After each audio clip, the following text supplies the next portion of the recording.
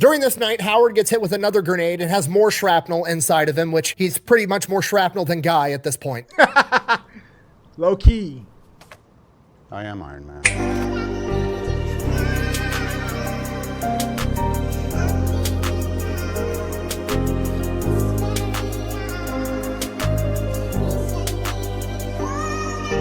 We got the most gangster Green Beret of all time, Robert Howard. Okay. In absolutes, however, I am extremely confident in saying that this is the most gangster supply sergeant of all time.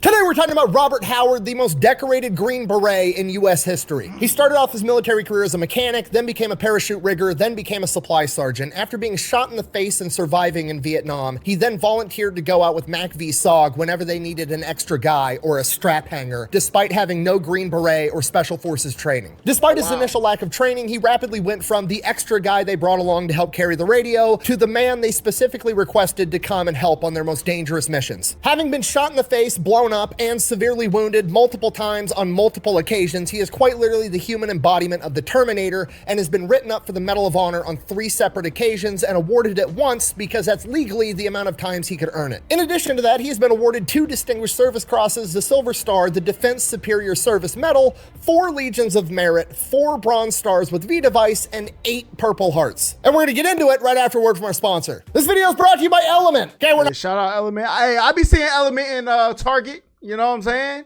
A lot of y'all might be upset with what I just mentioned. Yo, Target got the sales, okay?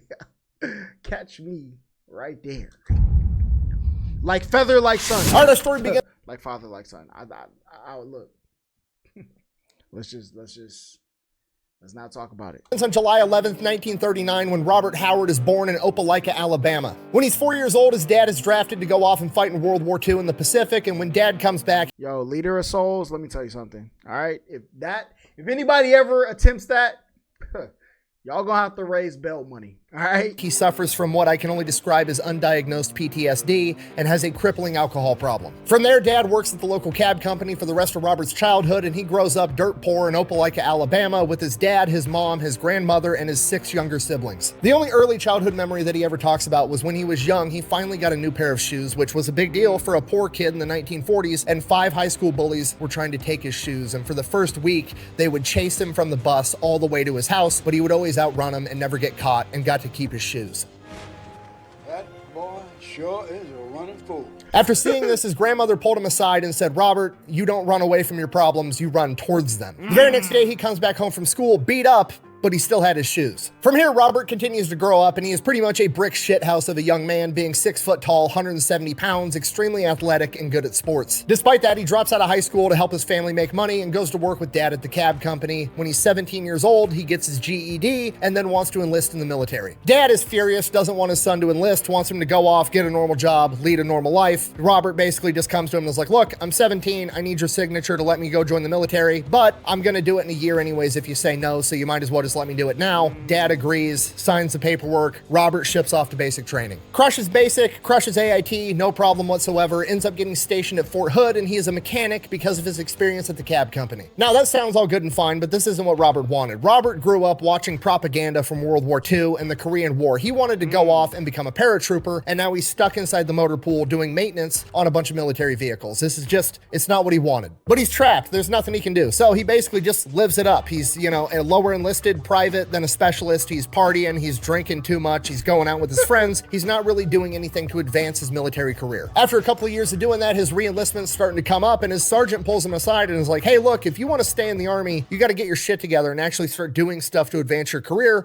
Otherwise, they're going to kick you out." So that's exactly what he does. He gets real straight-laced, quits drinking so much, quits partying so much, goes out into town, finds a nice girl by the name of Tina. They wind up getting married. From here, he turns into an excellent soldier. Then when that re-enlistment time finally comes, they want to keep him in, so he says, "You know, I'll re-enlist for another 6 years, but I want it put in my contract that you're going to send me off to be a paratrooper." They agree. He gets sent off to Fort Bragg, attached to the 101st Airborne, goes through paratrooper school. That's Passes crazy. through that no problem, gets his jump Look at wings, them becomes parachutes. a parachute rigger and a supply sergeant with the 101st Airborne. From here, his wife Tina ends up getting pregnant, and he is shortly after that sent over to France for 2 years straight, comes back home and meets his daughter for the first time when she's 18 months old. He is then home for about 45 minutes before getting sent off to Vietnam. This is whole other country. As they make their approach into theater, he is informed that they are going to be making an amphibious landing. He's pumped. He wants to go into combat. This has been his whole thing. In his brain, he's thinking D-Day, storming the beach at Normandy, enemy gunfire. This is going to be awesome, action hero type stuff. As they approach, he's informed, oh, it's actually a secured beach. This is just the fastest way to get everybody off the boat. I know he was upset. I wonder how many people like join the military hoping something happens. So, not the excitement he was looking for, but whatever. They pull up in the Higgins boat, they drop the hatch door, he's told that they're on the beach, he steps off, full of all of his gear, 120 pounds worth of shit. He then sinks 12 feet to the ocean floor and almost drowns. From here, it's 6 weeks of just moving closer and closer towards combat, and it's just a giant nothing burger. Nothing ever happens, they're just driving the trucks closer, marching, getting to where the actual combat is. As they get closer, things start to escalate. Sometimes there's, incoming mortars, sometimes there's enemy sniper fire, but really it's just kind of boring. Nothing ever happens, never sees any bad guys, nothing. And then one day they get ambushed, nobody was expecting it, it's a giant clusterfuck. His officer in charge is kind of like panicking, doesn't know what to do, he's froze up, not giving any orders. Howard runs up to him and is like, what are we doing? What's the plan? Guy doesn't have anything, so he's just like, point to a spot on the map you want me to defend, I'll go defend it. Gives Howard a location, Howard grabs some guys and sets off to defend that perimeter. Once he gets to his position, he starts setting up the perimeter, getting his guys set up with fields of fire, and while he's doing that, he winds up getting shot in the face with an AK-47, right in the cheek, passes through his mouth, knocks out a bunch of his teeth, and he wakes up in the hospital. And wouldn't you know it, the guy in the bed next to him is actually his buddy from airborne school. He didn't even get his feet wet yet. What, bro? He prayed for this, walked out there. Somebody let go of that thigh stick. Face shot. That apparently has went on to become a Special Forces Green Beret. They wind up hanging out the entire time while they're both recovering in the hospital. Then one day, Green Beret guy is getting ready to leave. His colonel comes to pick him up, and he recommends to the colonel, like, hey, this is my buddy, Robert Howard. We could use a guy like him out in the field. And the colonel's like, is that so? You think you want to do this? And Robert Howard is like, yeah, anything to get me into the action. And he just kind of nods and walks off. Howard has to spend a little bit more time in the hospital recovering. Once he's fully recovered, he basically forgot that conversation even happened, shifts back off to his unit with the 101st, gets there, and his commanding officer was like, Howard, there's a chopper waiting for you. They got to take you somewhere. And he's like, what? Where? He's like, I have no idea. Apparently it's Special Forces and it's top secret. They're not telling me shit, just to tell you to get on the chopper. So he gets on the helicopter. That flies him to Saigon, to the Military Assistance Command of Vietnam, aka MACV. While he is there, he is offered the opportunity to assist the Studies and Observations Group, a top secret military unit that responds directly to the White House and the Joint Chiefs of Staff that the government will not admit even exists for decades afterwards. From here, he is told that this is strictly voluntary. He does not have to do this, but if he does want to, he'll be operating inside of foreign countries, Laos and Cambodia, two places America is not supposed to be. Also heard we're in fucking Cambodia right now.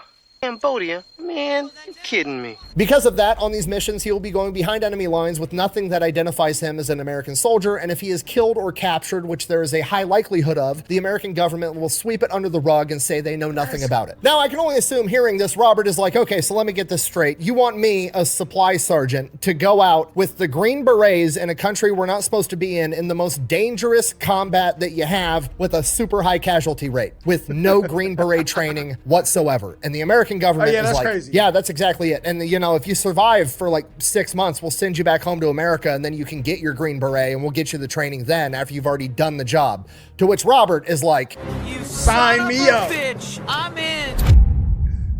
Bro, ain't no way, bro. Fast forward, Robert shows up. Yo, y'all think y'all can do that? Like, yo, go do a job. If anything happened to you, I wonder the MACV SOG people who actually died. I wonder how they felt after the government told them they didn't know what happened, and then they found out later.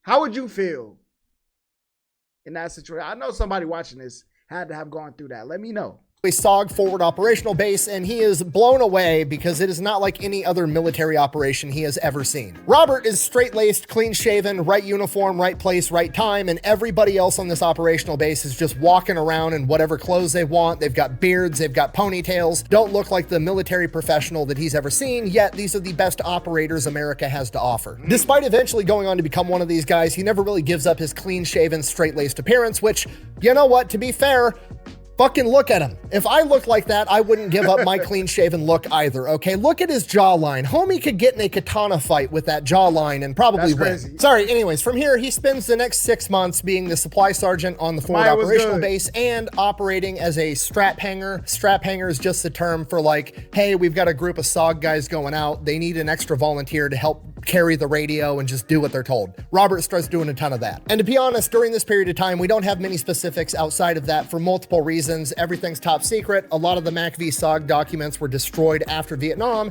and Robert never kept a personal journal. In fact, the only reason we have stories on Robert Howard at all is because they had to document what he did to earn his medals. Everything outside of that he did is lost to time. So we don't really know what happened over this 6-month span. However, we do know that he was in combat because during this period, he was awarded the Combat Infantry Badge. From here, he goes back home and he goes through the entire Green Beret training pipeline through 1966 through 1967. And by the end of 1967, he is awarded his Green Beret. From here, he gets sent back out to Vietnam, still operating as part of SOG. He is sent to SOG Forward Operational Base 2, which is right at a tri-border area between Vietnam, Laos, and Cambodia, so they can go into both those countries fairly quickly and fairly easily whenever needed. He is still operating as a supply sergeant, and he is not attached to an actual SOG team, so he is still operating as a strap hanger whenever they need somebody. Initially, he struggles to get the opportunity to actually go out with a SOG team because, well, they're going out behind enemy lines on an extremely dangerous mission. Nobody wants to bring the fucking new guy for his first time, right? Well, somebody finally takes a chance on him. He proves himself. He starts strap hanging all the time, and from here, he goes from the fucking new guy to the guy that everybody specifically requests because he's ferocious on the battlefield, and he comes up with, we'll say, innovative solutions to problems. On one occasion, he was strap hanging for a SOG team, and they were going to go behind enemy lines for 19 days straight and plot out safe paths for downed pilots to take to get back into Vietnam and get to safety. The problem was that by this point in time, the North Vietnamese had become aware of SOG's operations, and they were actually sending teams out to be counter reconnaissance. So whenever they saw helicopters coming into country, they would have scouts in the area, and they would just trail the SOG operatives so that they knew everything SOG knew. Obviously, for a mission where you're trying to chart a safe path for a downed pilot, you don't want the enemy knowing where these safe paths are, so they need to figure out a way how to get rid of this counter reconnaissance unit. So they called up the supply sergeant. He then proceeds to take an old footlocker, you know, that big trunk that sits at the foot of your bed when you're in the military that you put all your stuff in and lock it with a padlock. He takes one of those, paints it bright red, fills it with 80 pounds of TNT, ball bearings, nails, all kinds of shit, and then rigs it up to explode on a 5-minute timer. They fly in on the helicopters, get dropped off in this country, grab this red footlocker, throw it out the helicopter, and then run off into the wood line, leaving the footlocker. Now, to the enemy, if there is an enemy out there that's surveilling them, this looks like they were in such a hurry that they either forgot their supplies or they were in such a hurry they didn't want to be bogged down and have to carry them. So they go out, they run into the wood line, they're laying down, watching this chest. Sure enough, an entire squad of NVA counter reconnaissance comes up, and they start investigating this footlocker, trying to pry it open. Footlocker obviously explodes. Counter recon guys are now gone. Robert Howard said, bro, imagine you're on the other team, right? Y'all see this red footlocker, you're like, yo, bro, y'all check it out. I'm about to go pee. You walk over there, you get ready to go pee, you in the tree line, whip your thing out, you letting go, releasing. All right. You're boom. You turn around, your homie leg meat flies over, hits you in the head. Yo, listen, if you haven't done any military combat, let me tell you something. You deserve everything free in this world. Because if I seen something like that, they gonna have to put me in a white room with a straitjacket. I'm cooked. that it blew debris a quarter mile away. A quarter mile? On another occasion, he was part of a Hatchet force, which was a team that was actually supposed to go out and engage the enemy, and he thought it would be a good idea to run up next to a troop transport truck full of NVA soldiers. He then rigged up a claymore to explode and hucked it in the back before diving in the ditch and blowing up the entire truck. One of the SOG team leaders that he strap hung for consistently later described him as, and I quote, "I never saw him show any fear whatsoever. He'd do anything you wanted him to do." Dude was literally the Terminator. I'm a cybernetic organism, living tissue over a metal endoskeleton. Bro, I've never seen the Terminator. I need to watch that. All right, late October 1967, Howard volunteers as strap hang for a recon mission. Can we just call it working? Strap hanging Sounds crazy. Straightforward mission. There's a river. Next to that river, there's a trail that the NVA is well known for using. Military intelligence figures there's got to be a communication line strung right along that trail so they can communicate. They want them to go in super sneaky, attach something onto this wire so they're going to be able to listen to all their communications and then get out. So they go out on this mission. Everything's going great. They make it to where this river is. They're looking for the communication wire and they come up on an enormous enemy cache of supplies, food. There's 1,000 rounds of recoilless rocket ammunition and a ton of small arms ammo. They figure they got to do something about this, but they're a small recon element. They're not going to be able to take this out by themselves. So they radio back into headquarters. Headquarters agrees they need to get rid of it. So they send in an entire Hatchet force, which is like 30 to 60 guys that are meant to actually engage the enemy. They go, they link up with the Hatchet force. They bring them to the cache. And while they're making their way to this enemy cache, they get ambushed. A concealed enemy machine gun position unconceals itself, starts opening fire on Howard and all of his men. Howard dons his plot armor and rushes the machine gun nest by himself. What are we talking about? What? What? And all of his men. Howard dons his plot armor and rushes the machine gun nest by himself. Yo, Roberto Howard. Bullets start flying and you run towards the bullets? Listen, ain't no way, bro. Ain't no way, bro. To the mouth of it and drops all 4 men inside of this nest. While that was happening, another enemy machine gun nest unconcealed itself unbeknownst to Howard, and as soon as he clears the first one, he blacks out. He got shot? He got lit up by that second machine gun nest, and when he comes to, he's shot through his left shoulder, he's got a broken clavicle, and he's got blood all over his face. He was just shot in the face again. In hindsight, he thinks it was a ricochet because it didn't penetrate his actual skull. Regardless, he's not doing that great. Bro, this is like the other dude, the Hispanic dude. I forgot his name that we did the video, bro. Y'all remember it. Yo, he got shot in the face 2 times. Yo, that type of plot armor just don't happen for me, okay? I step over a curve, ankle cooked for a week. Robert knew what he was meant to do. So he lays there and waits for the medic to come help him out. No, I'm just kidding. He starts crawling towards the other enemy machine gun nest after being shot, and he starts making his way there, and then he starts taking fairly accurate fire from an enemy marksman off in the distance, grabs his Car 15, returns fire, kills that guy, continues crawling to the enemy machine gun nest, gets right up to the mouth of it, and hits it with a grenade. Bro, imagine like living this with your eyes. Like this is you doing this. Bro, what? What?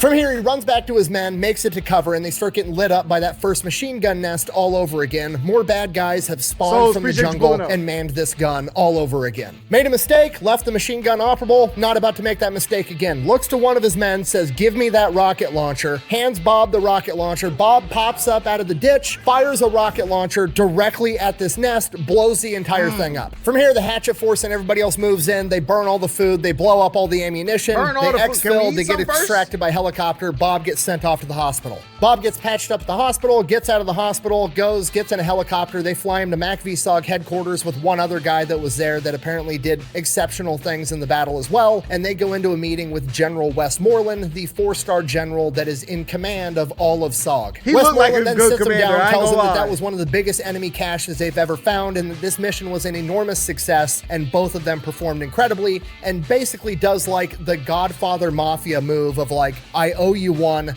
What do you guys want? First guy tells General Westmoreland he wants to get commissioned as an officer and go off to flight school because he wants to be a pilot. General Westmoreland's like, done. Turns to Howard. What do you want? Go back. Robert Howard looks him right in the eye and says, I just want to continue my combat. I knew it. He's a dog. He's a dog. Duty. I live for this shit. From here, Bob gets back to SOB2, continues his duties as a supply sergeant, and the base commander informs him that he has written him up for the Medal of Honor. He would not wind up getting awarded it, though. It would get downgraded to a Distinguished Service Cross. Second week of December, they think they know where a battalion headquarters is for the NVA. They want to send in a big team and take them out. Basically, they're going to send in a team, get eyes on headquarters, call in an accurate airstrike, blow the entire thing up. That being said, they're expecting heavy contact, going to be a super dangerous mission. call in the supply sergeant. So they go in, they get inserted miles and miles from where they think this headquarters actually is because they want to be able to sneak up through the jungle. As soon as the helicopters touch down, they get ambushed. During this ambush, Bob ends up getting shot through the right shoulder and getting his forearm sliced up from shrapnel. Despite that, they fight off this ambush and Bob refuses to get extracted. According to him, it wasn't that bad and he didn't want to be the reason they ended the mission. I am a machine. From here, mind you, after being shot and hit with shrapnel and getting attacked by an ambush, they then proceed to walk 2 days through the jungle to get to where they think this battalion headquarters is. So Bob and the other 9 guys in this 10-man element make it to where they think it's at. The headquarters is there. They start observing, they're looking around, they're seeing what's going on, they're watching everybody, you know, getting intel. And they come to the realization, this isn't 1 battalion, it's 2. It is now 1,000 versus 10. But that's okay, it's not a big deal. They're not trying to engage the enemy in a 10 versus 1,000 battle. They're just there to call in the airstrike, which is exactly what they do. They call in the airstrike, a bunch of enemy soldiers take off running into the wood line, abandoning their HQ. They blow the HQ all to shit, at which point the airstrike is done and Bob's looking around like, they fucking missed some. So Bob goes in there, brings the other 9 guys with him, and they burn down all the rest of the buildings and tents and blow up the rest of the supplies. Then they hightail it out of there. As they're headed back to the extraction point, they run into a bunch of the soldiers that had abandoned their HQ, and they adopt a defensive position, get in a huge firefight. Over the course of this firefight, Howard and other estimates say somewhere between 30 and 40 NVA were killed. Helicopters show up to pick them up, everybody starts boarding the plane, and wouldn't you know it, Bob, aka the only guy that's been fucking shot and blown up, is the last one to get on the helicopter. A few days later on December 10th, Bob would be awarded the Bronze Star with V device for his actions during this mission. This is. From here, Bob gets patched up, goes back to being supply sergeant on SOB2, continues going out on strap hanger missions. Like I said earlier, we don't really know the details of every single mission because all the documents were destroyed, and we only know the accounts of the missions where he earned a major medal. The next of which would come on May 14th, 1968. He goes out on a mission, they wind up getting ambushed. During the battle, Bob gets shot in the left shoulder, the right leg, and he gets blown up and has shrapnel all over him. Despite that, none of it pierces the plot armor. He continues to fight through the ambush. After the ambush is over, he gets medevaced and sent back to the field hospital. His wounds are too serious for the field hospital, so they have to send him to Japan to a specialized hospital against his will. He recovers in Japan until he's stable enough for the flight back home to America. He is then sent to Fort Bragg. While in Fort Bragg recovering, his wife comes up from Texas with his daughters, and they're living in temporary housing, and one day he gets notified that he has to come to some award ceremony. Some fancy general's giving out a bunch of awards to a bunch of people that have earned him, so he tells his wife like, hey, we got to go to this award ceremony, and she's like, oh, are you getting an award? And he's like, yeah, I'm getting an award or 2 or whatever. So they show up to this award ceremony. The general's calling people up, giving out awards, and like, if you've never been to a military award ceremony, if you get an award, they read the entire citation for why you're awarded the award. They give it to you, shake hands, salute, yada yada. Robert Howard's turn rolls around. He goes up there in front of the general, and the general then has to award and read the citation for 3 Purple Hearts, 3 Army Accommodation Medals, a Bronze Star with V device, and a Distinguished Service Cross, all back to back to back. Oh, is that it? It's like a 45-minute affair of a general just reading to a crowd of people the stories of Bob basically being the main character. And the entire time, presumably his wife and daughters are sitting in the crowd like, I had no idea I was married to fucking Rambo. Yo, Ronan, just leave the request down here. We're going to do one after this. He is back at SOB2, and he is no longer a strap hanger and supply sergeant. He is a full-fledged SOG infantry guy, and he's going to be leading teams. By November 10th, a SOG team goes out on a mission. They end up getting pinned down and are not able to get extracted. The best estimates is this is not conventional NVA forces. This is some type of special unit that has been brought in to go toe-to-toe with SOG, and they need to go in there with a bunch of more guys and finish the job. This mission would go on to become known as Slam 7, when a massive SOG force, 115 men, all go in to help recover this team. So the choppers come in and they're taking fire in the landing zone immediately. Howard jumps out of the helicopter when it's still 15 feet above the ground and starts returning fire, killing 2 enemies immediately. They continue fighting through this ambush. They make their way to this SOG recon team, and it's a scene out of a horror movie. All of the members of this recon team have been executed. Every one of these guys was severely wounded in battle, and then they were executed by being shot in the head by the NVA. While other men are still engaging the enemy, Howard and some of the other leaders on the ground are examining the bodies. They're going going to recover the bodies, and Howard notices that one of the men's eyes is tracking him, even though he's been shot in the head, in addition to having 19 other gunshot wounds. They call the helicopters back in. They start coming in. They're loading up the bodies and all the wounded men. The helicopters are taking off, and one of the helicopters ends up getting shot down by massive anti-aircraft guns. Their best guess is that it's an anti-aircraft setup on the back of a half-track. So then they go, they rescue those guys, get them out of there, and then they call in for orders like, hey, there's heavy anti-aircraft guns. What do you want us to do? Thinking they're still going to get extracted. The whole point of coming out here was to recover the men or the bodies of the men. That's what they've done.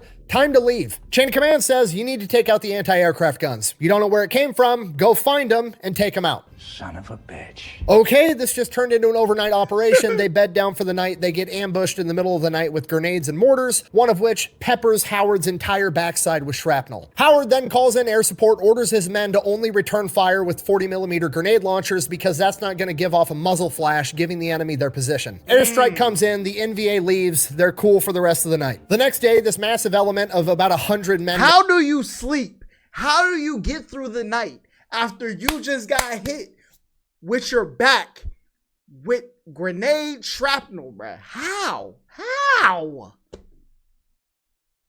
Yo, man, listen. Now is like I said, okay? If this is what people go through, take as much taxes as you want. You know what I'm saying? Hey, you can have it. You can have it. Still moving, looking for these anti-aircraft guns. And the entire time they're just thinking like, this is too big of an element. We're too far behind enemy lines. This is a horrible idea. Day after that, they're completely out of supplies. They need food, they need water, they need more ammunition. None of these guys were planning on this being a multi-day operation. So they call in a supply drop, they get the supplies, they got food, they got water, they got ammo. The only problem is they're behind enemy lines, and now the enemy has a general idea where they're at because they saw the supply drop. They get surrounded by the NVA, they have to hunker down, a massive firefight ensues, and they have to call for extraction or they're all gonna die. Helicopters start showing up, they're getting the wounded on board first, they're starting to get some guys out of there, and then like the third helicopter gets shot down, and now they have to go rescue those guys too. So Howard leads a team and they go rescue the crew from the downed chopper, get them back while they're still loading choppers and getting people out of here. Remember, they got 100 guys and you can only fit so many on a helicopter. They're trying to coordinate the choppers landing in between waves of NVA attack. That way the choppers aren't getting shot down while they're in this massive firefight. And as time passes, it starts to get dark out and they're gonna have to be out there overnight. Howard and the remaining men on the ground are basically stuck there fighting all night long. However, they get a ton of air support. They've got A-10 Sky Raiders dropping napalm. They even get a C-47 Spooky gunship, which is a predecessor to the AC-130. Literally a cargo plane that a bunch of grunts just cut the sides out of and mounted artillery and miniguns that just circles around them, mowing down anything that tries to get near them all night long. During this night, Howard gets hit with another grenade and has more shrapnel inside of him, which he's pretty much more shrapnel than Guy at this point. Low key. I am Iron Man.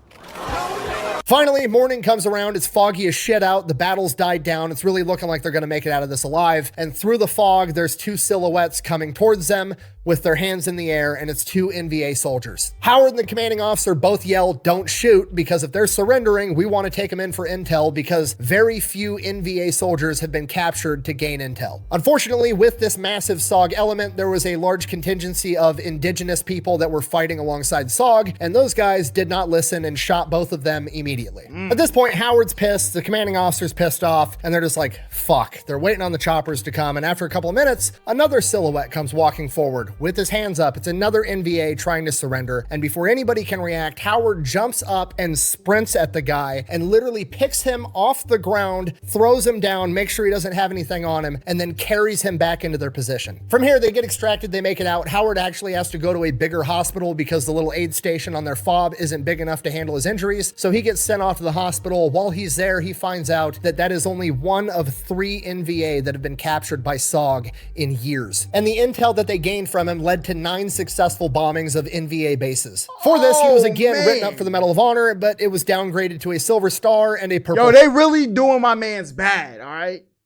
Every time he earns something, they want to, you know what I'm saying? Roberto, all right? We can't do that, all right? We're going to have to give you a little less. Come on, bruh. Part. While at this hospital on a larger base, Bob Howard decided to do Bob Howard stuff, and he didn't like the food in the hospital. So in his hospital pajamas, he leaves the hospital and just goes to a normal chow hall. While he's at this chow hall, 2 Vietnamese on a moped pull up and throw a grenade into the crowd of soldiers. Everybody freaks out. Everybody's diving. Nobody knows what to do. The MP that's standing there with a gun, because he's the only guy with a gun right now, is just like locked up, not knowing what to do. Howard, in his hospital pajamas, grabs the M16 from the MP, gets down in a prone position, shoots the passenger off the moped, causing the driver to crash, and then chases down the moped, confronts the driver, they get into an altercation, and he shoots that guy too. He then walks back to the chow hall, hands the rifle back to the MP, and finishes his lunch. All right, now we're at the part where, like, bro, this is insanity. Insanity. All right? How? Yo, listen, we need more movie makers out there, all my independent film artists. Y'all need to pick fat electrician videos and recreate them, all right? Listen, military industrial complex, y'all want some bread?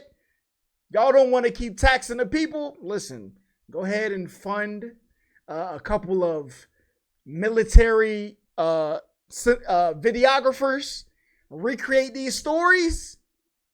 Listen, that YouTube channel gonna be out of here. 10% is all I'm asking, all right? So Howard recovers, gets back to SOB2, starts going out on missions again. His next big mission is to go out and recover a SOG operative that is MIA from a previous mission. So they go in with helicopters, and as soon as the helicopters come out, they start getting lit up by enemy gunfire. It's an ambush. They are using this guy as bait. Howard ends up making it out of the helicopter. He estimates that there was probably 2 platoons launching this ambush, and in the first opening seconds, 8 NVA soldiers got killed. In the opening minutes of this battle, Howard gets hit with an enemy grenade up close. It launches him 10 feet down a hill, and he is now unconscious. When he finally comes to, he wakes up and he sees red. Not like he sees red, he's angry and he just drank a Monster Energy drink and his name's Kyle and he sees a bunch of drywall red. No, like that's the only thing he sees is the color red, and for a minute he freaks out thinking he's been blinded. He still hears gunshots and explosions going off all around him. All hell's breaking loose. He has no idea how long he's been unconscious. He starts wiping his eyes and they're just caked with blood. He's bleeding all over the place and his vision starts finally coming back. He reaches for his gun. It's been blown up by the grenade. It's completely worthless. He goes to stand up. He can't. He shattered one of his ankles. So he is now behind enemy lines in the middle of a gunfight, blown up, can't walk, and has no gun. And then he hears screaming and smells burning flesh.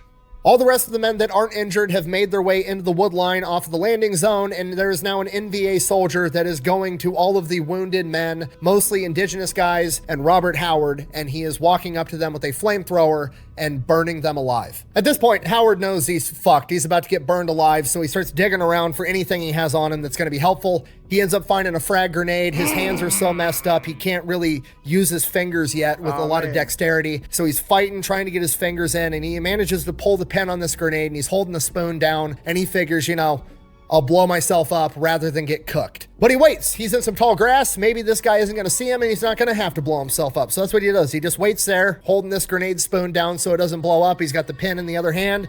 In case he gets lucky, he can shove that back in and it's all good. And he waits, and he waits, and eventually the flamethrower walks up right in front of him. And he is right there, and him and the flamethrower lock eyes, and the flamethrower sees that Howard's holding a grenade, and that dude's got a flamethrower attached to his fucking back. If Howard lets it go, Howard's taking this guy with him, and he knows it. And Howard, with his dark veteran sense of humor, all he can think to himself is, fucking gotcha.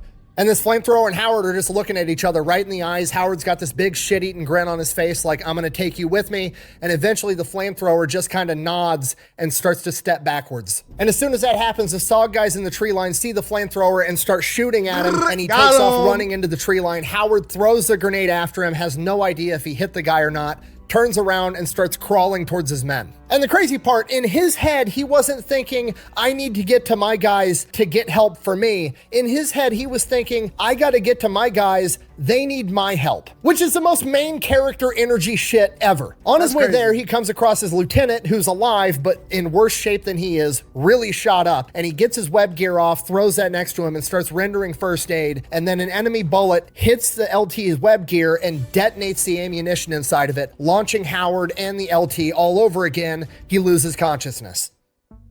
He comes to, crawls back over to the lieutenant, and starts dragging him towards the men. Finally gets to his group of guys. It's not everybody. There's only 8 guys there, plus Howard and the LT. Everybody else is scattered out throughout the battlefield. Howard takes the LT's radio, starts calling in airstrikes, tells one of the men to hand him a gun. They toss him a 1911, not wanting to give up their own rifle. De-atomizer, that's what I'm talking about. Noisy cricket. As he's calling in these airstrikes, a squad of MVA charge their position with bayonets, wanting to take him alive. Howard ends up shooting 3. His men take out the rest. Howard's still on the radio. They're sending in gunships. As the gunships are approaching, one of the indigenous fighters that's with him ends up taking a bullet to a smoke grenade on his web gear, freaks out, throws that off of him, and over the radio, Howard hears, "Where are you in relation to that purple smoke?" And Howard's looking at this in front of him, just like that. Smoke. That's us. As the gunships arrive, the battle kind of dies down a little bit. Howard takes the moment to set up an actual perimeter, directing his men's fields of fire, and he's sending runners out to other small groups of SOG guys that got separated, and he gets everybody on the ground consolidated. He now has about 30 men. From here, Howard asks the medic how his lieutenant's doing. The medic says he's doing everything he can, but he doesn't think he's going to make it, to which Howard replies, and I quote, "Make him make it." Howard then brings in all the able-bodied men that he has them consolidate ammunition, and then pretty much just tells them how it is. We're not moving anymore. We're going to stay right here. You're going to fight or you're going to die, and if you try to run, I will shoot you myself. Everyone fights, no one quits. If you don't do your job, I'll shoot you. He then directs his men where to place claymores and asks his men if anybody has strobe lights, collects all the strobe lights that they have, and crawls around their perimeter and places the strobe lights in place before crawling back to the center to man the radio. Once back at the radio, he tells headquarters that his perimeter is marked and they need to shoot pretty much everywhere that isn't inside of this triangle. They tell him the Huey gunships are 15 minutes out. He doesn't have 15 minutes. The NVA just launched another major attack. The only thing they have right now is a Cessna 01 Bird Dog circling overhead, mostly there to help coordinate airstrikes, but it does have 4 white phosphorus rockets on board. It's not a lot, but it's better than nothing. Robert tells them exactly where to fire these rockets. They fly by, fire the 4 white phosphorus rockets, and repel this wave of the attack. The 01 Bird Dog pilot then radios down to Robert, "That's all we've got," to which Robert replies, "You got an M16 up there?" And they're like, "Yeah." He goes, "Fly by and drop it off. I need one." So now at least he's got a gun and he's got to survive another 10 minutes before the Huey gunships get there. NVA launches another attack. This time they're trying to come through a creek bed. Robert directs his men to use 40mm grenades and just start lobbing them into this creek bed and repels that wave of the attack. The next wave comes. This time they're coming towards the same place that Robert had all of his men place all the claymores. They let him get up close, detonate the claymores, repel that wave. Finally, the Huey gunships show up, but it's getting dark out. They can't see much, so Howard has to direct their fire from the radio on the ground. And this goes on for hours. When the Hueys run out of fuel and ammunition, they get cycled out with a Moonbeam gunship. And when that runs out of fuel and ammunition, they bring in F-3 Phantoms. They're just cycling out whatever aircraft they have to get Howard the fire support that he needs. And the entire time he is on the ground directing their fire. He is quite literally like an orchestra conductor. Bro, and his foot is hanging off his leg still. Guiding a symphony of destruction. I don't even think I can have a dream like this, okay? I think people who talk about like PTSD, people who say they got PTSD from like, I got bullied at school. I got PTSD. Shut up. Yo, you see something like this, bruh, you can never go nowhere again. All right? You go to a Dave & Buster's, you're cooked. Soon as the grand prize machine go off. Bro, what are we talking about? All around him. And this goes on for 4 hours before Howard gets word that Hueys are on their way to come extract him. The first Huey shows up, they get it loaded up with wounded, dead, and indigenous fighters. Howard, even though he's injured, refuses to leave the combat zone. First Huey takes off, second Huey lands. More men get loaded on that Huey. Again, Howard refuses to leave. He is the highest ranking man on the ground, and he is going to be the last one out. After the second Huey leaves, it is now just Howard, 2 other SOG guys, and 2 indigenous fighters. As the third and final Huey pulls up, they get the 2 indigenous on board. One SOG guy hops in the helicopter as Howard and the remaining SOG guy get into an argument right at the helicopter. Howard has just seen the dead body of his lieutenant off in the distance. He was originally loaded on the first helicopter, and because he had passed... Okay, Howard, Roberto, I'm with you. I've been with you this whole time. If you go over there to get that body,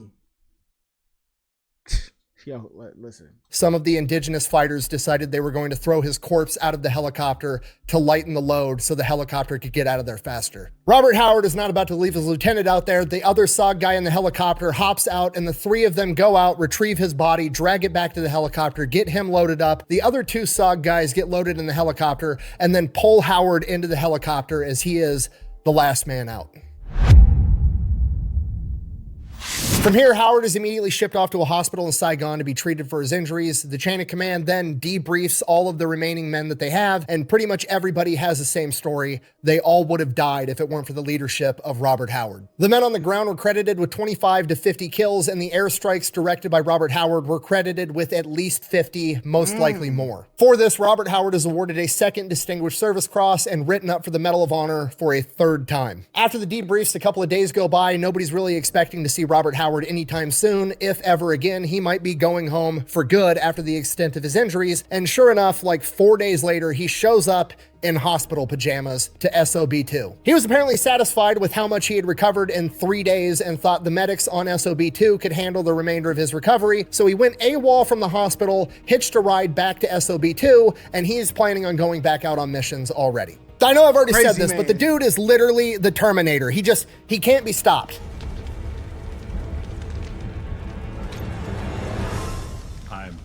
The chain of command is like, look, Bob, you're hurt. You're recommended for the Medal of Honor. You're not going out on missions. You're going to be the training NCO and whoop everybody else into shape because you obviously know exactly what you're doing. So he spends the rest of his deployment being the training NCO for all the SOG operatives going out on missions, and apparently he was a complete hard ass. He had all of his guys out on the highway in Khartoum running to be in shape, and they're like, the base has been attacked before. We're going to get attacked while we're out here jogging. This isn't a good idea. Bob didn't really care, didn't listen. And then one time they take some indirect sniper fire. Nobody got hurt. And surely at this point, Bob's going to reconsider. There's not going to be any more jogging along the highway. Nah, Bob just orders that they all start jogging with loaded guns. Bob finishes up the remainder of his deployment. Then he is basically voluntold that he's going to go off to become an officer. So he goes back home to the States and has to go through the officer's training course with literally new guys fresh out of college. You're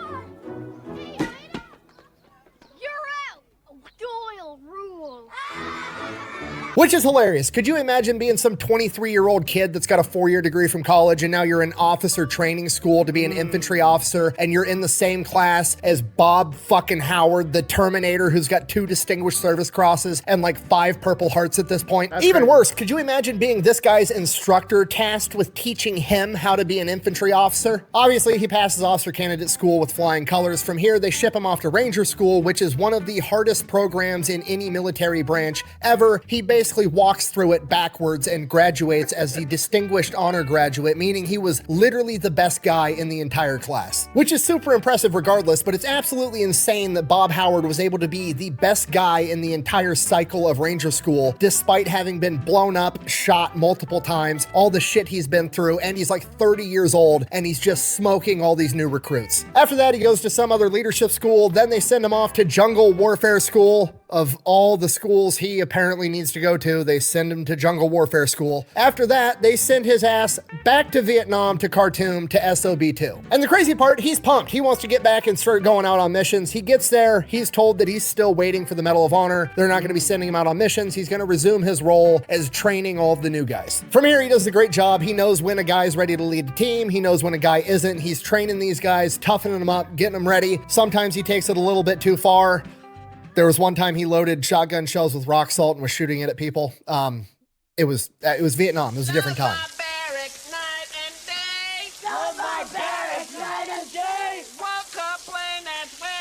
Listen. I don't know if this scene in Major Payne is an accurate description of whatever happened, but if it is, Hey, won't complain that we're all safe. All right, my little patch of Brussels sprouts.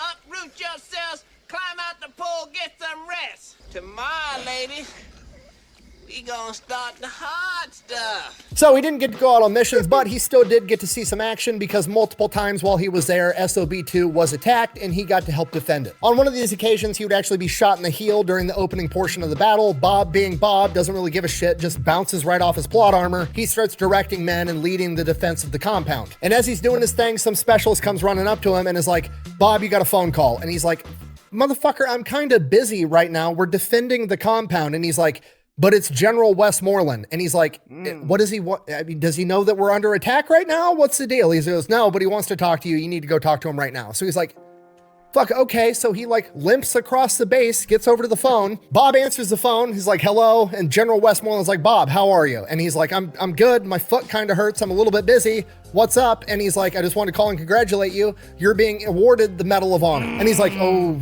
all right. And General Westmoreland's like, yeah, I've got a chopper on the way to pick you up right now. From here, he pretty much gets extracted on the spot, gets swept off to Washington, D.C., and gets awarded the Medal of Honor by President Nixon. From here, Robert Howard never returns to Vietnam. He had spent in total 40 months in combat. Instead, he's given instructor roles pretty much for the remainder of his career. Yo, how long was Vietnam?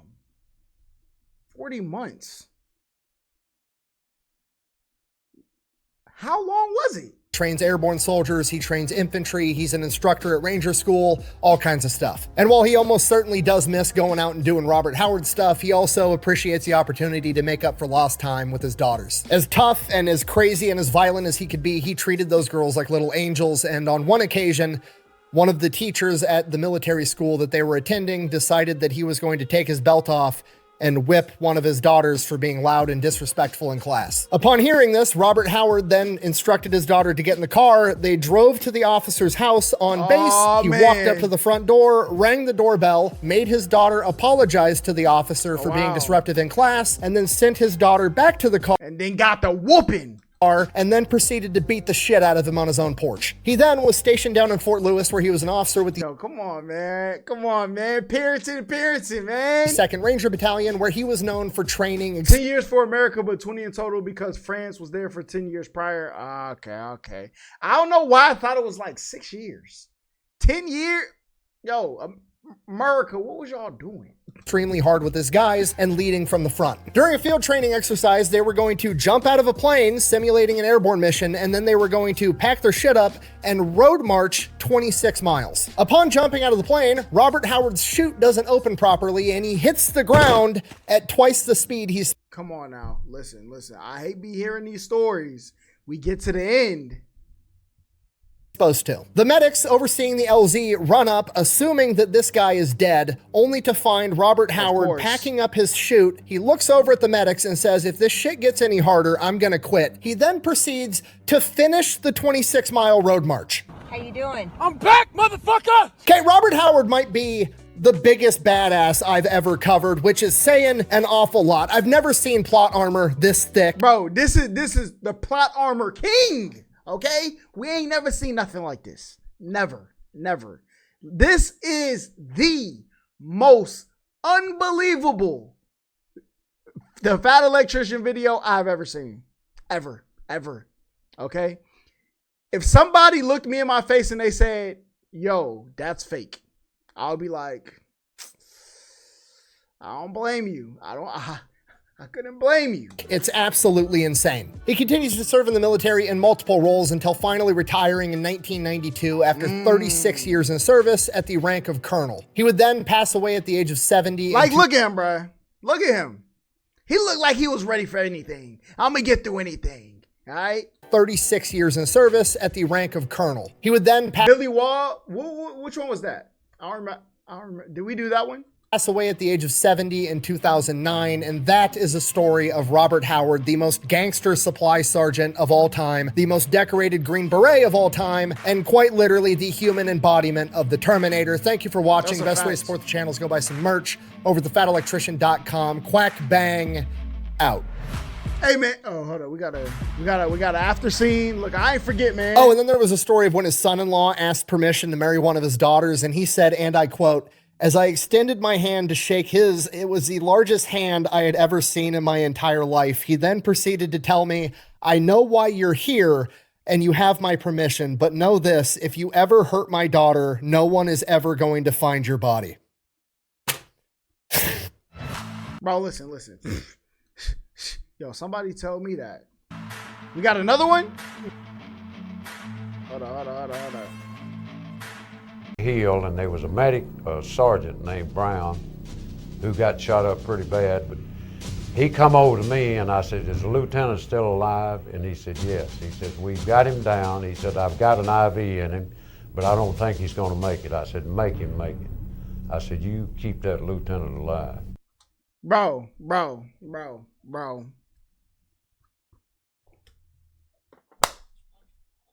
Bro, I feel like I feel like in like 200 years, they're going to talk about some military people like Zeus and Poseidon and the freaking the Hades. They gonna talk about military people like that, bro. I 100% believe it. Okay. Now, listen, will I be right or not? I don't know. Okay.